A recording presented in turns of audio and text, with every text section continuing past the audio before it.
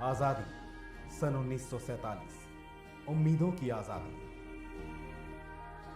लेकिन आजादी के मायने कुछ बदल गए हैं।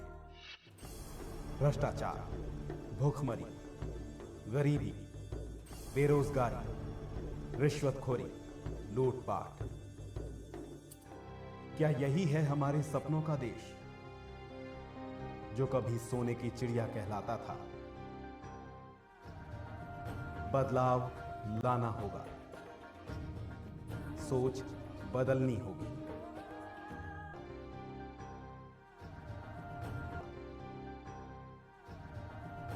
नमस्कार, ये न्यूज़ देख रहे हैं आप। मैं हूं आपके साथ विपुल पांडे। इस वक्त मैं मौजूद हूं, आप समझ सकते हैं कहाँ। जी हाँ, आपको जो तस्वीरों में हमारे सामने दिखाई दे रहे हैं, आप साफ तौर पर देख सकते हैं।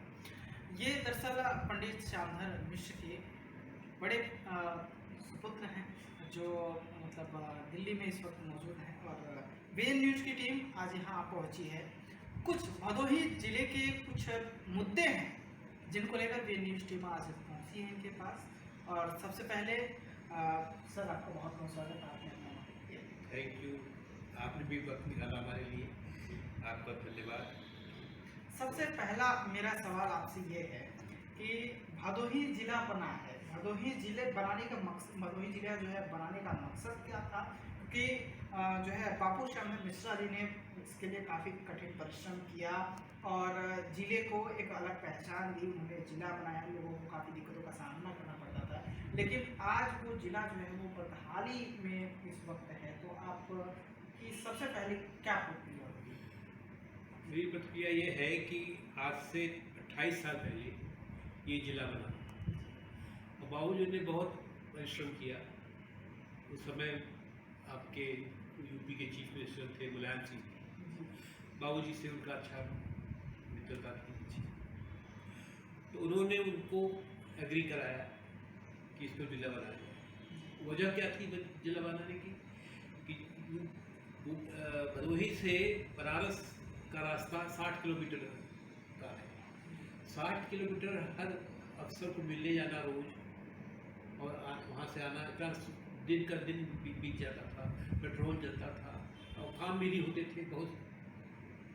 दूसरी बात थी कि वहाँ के जो नेतागण थे बनारस के, वो वहाँ का पैसा, भदोही का भी पैसा बनारस रोक लेते थे, बनारस में खर्च करते थे। अब बाबूजी लोग यहाँ क्षेत्र के नेता वो कहते रहते थे कोई यहाँ का काम नहीं होता था। तो उनका मतलब था कि जहाँ जो फंड आता है दिल्ली से या यूपी से, वो फंड हमें मिलना चाहिए। तो ये उनका आर्गूमेंट था। और तो इसी बात को लेकर के वो एग्री किए अपने मुलायम सिंह जी, और उन्होंने जिला डिक्लेयर किया। ये दो पॉइंट थे उनके कि एक डिस्टेंस, एक खर्च। और आज मैं समझता हूँ ये तो कम से कम ठीक ही हो गया है। और लोकल जो समस्याएं हैं आपस के भदोही की, वो तो दूसरी समस्या है कि जो काम नहीं हो रहा है, वो और बातें हैं। बापू का जो है ये सपना था कि जो है भदोही जिला बना है और पूर्वांचल में सबसे बेहतरीन काम होना चाहिए। जिस तरीके से उन्होंने काफ़ी कार्य किए हैं, तो जनता को आप बताएं कि आप उन्होंने क्या क्या काम किए हैं और किस तरीके से उन्होंने एक सपना देखा था। भदोही एरिया माना जाता है कारपेट बेल्ट। वहाँ कारपेट बनता है 50-70 साल तो हो गया बनते बनते, और वहाँ पर बहुत अच्छा एक्सपोर्ट होता था, अभी भी हो रहा है। उसके लिए जो भी एडवांटेज भदोही को मिलना चाहिए वो नहीं मिल पाया था। अब मिल रहा है। पहले से यहाँ पर एक्सपोर्ट सेंटर खुल गया है, एग्जीबिशंस हो रहे थे, लोकल किए जा रहे हैं।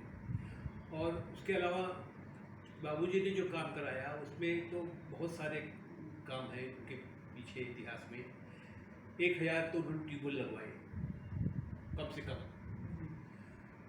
ट्यूबवेल, सड़कें बनवाई जो कि अब मजबूत, अब वो रिपेयर नहीं हो पा रही। इतनी सड़कें बनवाई थी उन्होंने, कोई रिपेयर नहीं हो पा रही। दूसरा, उन्होंने गंगा पुल बनवाया, आपको याद है गंगा का पुल वहाँ बनवाया। कितने स्कूल कॉलेजेस बनवाए, इसका मैं गिनती नहीं, मैं जनता ज़्यादा बताएगी, मैं कम जानता हूँ क्योंकि मैं बाहर जा रहा हूँ विदेश। लेकिन उन्होंने बहुत काम किया, ये लोग कहते हैं मेरे से, और कोई किसी ने ऐसा काम नहीं किया। तो भदोही जिला उन्होंने जो बनाया उसके लिए बहुत परिश्रम किया, सालों लगे रहे, रगड़ते रहे, भागते रहे, दिल्ली से लखनऊ, लखनऊ से दिल्ली और गोपीगंज से कहाँ कहाँ, तब जाके ये बना, ऐसा ही बना। फिर उनकी इच्छा थी कि भदोही में जो ये आपकी चीनी मिल चल रही है, जब तक वो जिंदा थे तब तक वो चली। उनके मरने के बाद चीनी मिल बंद हो गई और 20 साल हो गया उसको कोई चला नहीं पा रहा है। नहीं, एक्चुअली क्या है कि लगातार जो जब चुनाव आता है तो वहाँ के जो विधायक हैं वो सबसे पहले वो यही कहते हैं कि नहीं चीनी मिल शुरू करेंगे चीनी, लेकिन जब चुनाव खत्म हो जाता है फिर अपनी व्यस्तता में लग जाते हैं। ये तो कोशिश सब करते हैं लेकिन हो नहीं पा रहा है। इसके लिए तो सरकार को, मुख्यमंत्री को लोग कहें, मुख्यमंत्री भी कहते हैं तो पूर्वांचल की सारी चीनी मिल चल गई और लेकिन उसमें और आई चीनी मिल नहीं चली, कोई उसका जवाब भी नहीं मिलता कहीं से। 50 एकड़ जमीन खाली खराब हो जाएगी सारी की सारी, उसमें कुछ हो नहीं रहा है। उसको आप लोग कहिए, आप लोग मीडिया वाले हैं, आप लोग उसको बताइए, लोगों को, सरकार को बताइए, चीफ मिनिस्टर को बताइए, हो सके तो प्राइम मिनिस्टर को बताइए।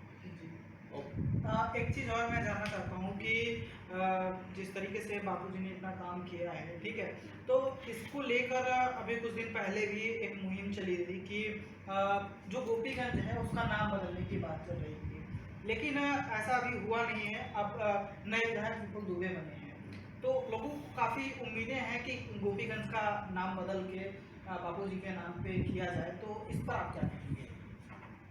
बापू के नाम पर अभी तक किसी ने कुछ नहीं सोचा कि कोई उनके नाम से कुछ कर दिया जाए। अगर जनता से पूछिए तो सब यही कहते हैं जो किया शांत मिश्रा ने किया, जो किया शांत मिश्रा ने किया। लेकिन उनके नाम से एक स्थान या एक रोड, एक बाजार नहीं है कि वहाँ पर। तो मैं तो ये आग्रह करूँगा, और मैंने किया भी था 5 साल पहले चीफ मिनिस्टर से, और MDM वगैरह को साथ दिया गया था पत्र कि गोपीगंज बाजार का नाम श्यामधर नगर कर, बिना किसी खर्च के, बिना किसी और लोगों के अपोजिशन से ये हो सकता है। तो मेरा तो विचार ये है कि गोपीगंज बाजार श्यामधर नगर करके सरकार डिक्लेयर कर दे, एक उनके नाम से एक ट्रिब्यूट हो जाएगा, एक सरकारी। जी बिल्कुल, क्योंकि उन्होंने जिस तरीके से एक जिले का निर्माण किया, उन्होंने एक जिला दिया, लोगों को वहाँ पे रोजगार मुहैया कराया, बहुत से सारी चीज़ें की। लेकिन आज के युवाओं को जिस तरीके से मैं आपको बता दूं कि इस बात का किसी को अगर नहीं पता होगा तो जिला बनाने के पीछे क्या मकसद था, क्यों उन लोगों को दूर जाना पड़ता था, कितनी दिक्कतों का सामना करना पड़ता था। लेकिन कुछ जो राजनीतिक लोग हैं कहना इस थोड़ा सा ये अटपटा लगता है कि उन्होंने एक तरीके से, जिस तरीके से बापू का अस्तित्व था, उन्होंने अभी तक ऐसा कुछ भी नहीं किया है। जिस तरीके से अभी उन्होंने बताया कि एक नाम देना था, गोपीगंज का नाम श्यामधर नगर करना था, ऐसा मेरा राय है जी। ऐसी तो ऐसा मतलब जनता का भी यही कहना है कि कम से कम आने वाली पीढ़ियों को तो पता चले कि आखिर आने वाली पीढ़ियों को ये पता चले कि भदोही जिले का नाम क्यों पड़ा और भदोही जिले में जो चीनी मिल स्टार्ट हुआ है और ये सारा विकास हुआ है किसने किया। एक लाइट के पोल में भी नाम नहीं लिखा हुआ है। आज के MP MLA या जो भी है का कुछ छोटा सा भी कार्य करते हैं तो अपना नाम लिखवा देते हैं, पहले बड़े पट्टियों में नाम जरूर लिखा जाता है, उनका कोई नाम कहीं नहीं लिखा हुआ है। तो मैं ये आग्रह करूँगा जो भी अथॉरिटी में है, जो लोग सर्व करा सकते हैं, आप लोग कह सकते हैं, उसको कहिए, वो करें जी। और आप जो है मतलब भदोही की जनता को क्या संदेश देना चाहते हैं अपने माध्यम से? भदोही की जनता को संदेश क्या देना है, कहना ये है कि जातिवाद छोड़ करके विकास के लिए वोट करें। हर बार वोटर ही मालिक है, वोटर अपने आप को समझ लेता है कि वो मालिक नहीं है, वो कार्य करता है। जी। अब तो जो है आपके ज्ञानपुर विधानसभा में जिस तरीके से पहले लोग बाहर के लोग रहते थे, लेकिन अब जो है वहाँ के लोकल जो है वो एमएलए हैं, तो शायद उनसे कुछ उम्मीद की जा सकती है। उम्मीद तो सभी से की जाती है, जो भी एमएलए हो जाता है, चाहे वो लोकल हो चाहे बाहर का हो, लेकिन जिससे काम करना है उसे करना है, उनको काम उनको करना चाहिए, अपने आप जनता जाए उनके पास। मैं तो चाहता हूँ ये कि जो लोग खड़े हुए थे इलेक्शन में और जो हारे हैं उनके खिलाफ, उनकी जिम्मेदारी बनती है कि वो जाके उनसे कहें कि उनका ये कार्य क्यों नहीं हो रहा है, ये कार्य क्यों नहीं हो रहा। जो लोग खड़े हुए हैं इलेक्शन में, 5 लोग 10 लोग 5 लोग हारे हैं, जो लोग ना वो हारे हैं लोगों की जिम्मेदारी बनती है कि जो जीते हैं उनसे जाके पूछें, सवाल पूछे कि या उनसे कहे कि ये बनवाइए, ये करिए, ये करिए, और उनको चेक रखें, क्योंकि वो सो जाते हैं, वो हारे तो सो गए, खत्म। अब जब चुनाव आएगा तो उसी टाइम पे वो सब दिखाई देता है कि ये जिम्मेदारी होनी चाहिए जो लोग इलेक्शन पे लड़े उनको कर, जैसे जो मैं कह रहा हूँ वो इलेक्शन पे लड़ने वालों का जिम्मेदारी है कि जा करके पूछे उनसे जो जीते हैं कि भाई क्या कर रहा है, हमारा आप इसको क्यों नहीं करा रहे हैं, ये क्यों नहीं हो रहा है, ये क्यों पड़ा हुआ है, ये कॉलेज कब से नहीं बंद है, अस्पताल क्यों नहीं बन पा रहा है। अस्पताल का मुद्दा काफी गर्म हुआ था जब चुनाव था, तो उस टाइम पे ये अस्पताल का मुद्दा और चीनी का मुद्दा काफी गर्म था, लेकिन आज भी अस्पताल जो है वो अपने बदहाल आंसू ले रहा है। देखिए वहाँ की जो एक जो प्रथा थी अभी तक, मैं 2 साल से कम डीएम नहीं होना चाहिए, मेरा निजी राय है कि जब कोई भी ऑफिसर आए तो 2 साल से कम न रहे। वो होता क्या है, उसको जानने में ही लग जाता है 6 महीने, क्या क्या परिस्थिति है, क्या होना चाहिए, क्या नहीं होना चाहिए। अब हमारे यहाँ हुआ शुरू कि 2-2 साल लोग रह रहे, अभी 2 साल थे हमारे एक सिंह साहब, राजेंद्र सिंह, अब दूसरे आई हैं महिला, उनको भी मैं चाहता हूँ कि 2 साल तो कम से कम रहे, तो तब कार्य हो जाता है, तब लोग अपना कुछ करा सकते हैं, लोगों को एमएलए एमपी से भी परिचय उनका ठीक होता है, काम चलता रहता है। और अगर बात किया जाए जिले को लेकर, जिले में विकास की अगर बात करें तो विकास को आप किस नज़र से देखते हैं? विकास माने होता है कि केवल सड़क बन जाना विकास नहीं है, केवल अब मोदी जी बनवा दे रहे हैं हमारे ये क्या बोलते हैं शौचालय, मैं शौचालय बना करके लोग शौचालय को स्टोर बनाते हैं। अब ऐसे शौचालय का क्या फायदा, शौचालय तो होना चाहिए जो कि जिससे पानी आए, जो लोग सफा कर सके। अब जाइए पब्लिक टॉयलेट्स में देखिए क्या हालत है, बैठ के अंदर घुसना मुश्किल रहता है, तो कौन किसको करते, हर आदमी को जिम्मेदारी अपनी समझनी पड़ेगी। मोदी जी को कहा जाए कि भाई मोदी जी ने गलत कर दिया, उन्होंने तो बनवाया था कम से कम, अब तो लोग दूसरे लोग तो सही करें, जो लोग वहाँ सफाई तो मोदी जी करेंगे नहीं, ना योगी जी करेंगे, तो जो वहाँ रहते हैं लोग उसको अपना एक अच्छा ऑर्गेनाइजेशन बना करके उसको सफा कराएं, ठीक चलाएं, और हर आदमी का कोई जिम्मेदारी खुद को ठीक करना हो। तो चलते चलते आप मतलब भदोही वासियों को क्या कहेंगे, क्या संदेश देंगे? भदोही वासियों को संदेश वही कर रहा हूँ ना कि अपना कर्तव्य निभाएं, अपने कर्तव्य को सबको नहीं, चाहे भदोही का हो, चाहे मिर्जापुर का हो, चाहे देश का हो, हर व्यक्ति को अपना कर्तव्य निभाना चाहिए जहाँ पर जो है, और क्या कहूँ।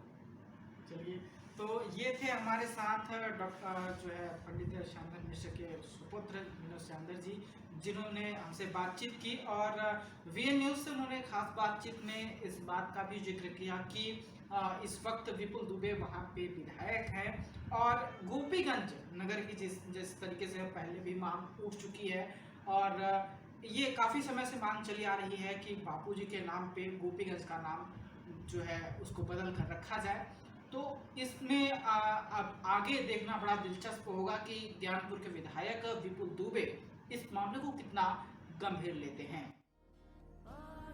आजादी सन 1947, उम्मीदों की आजादी, लेकिन आजादी के मायने कुछ बदल गए हैं। भ्रष्टाचार, भूखमरी, गरीबी, बेरोजगारी, रिश्वतखोरी, लूटपाट, क्या यही है हमारे सपनों का देश, जो कभी सोने की चिड़िया कहलाता था? बदलाव लाना होगा, सोच बदलनी होगी।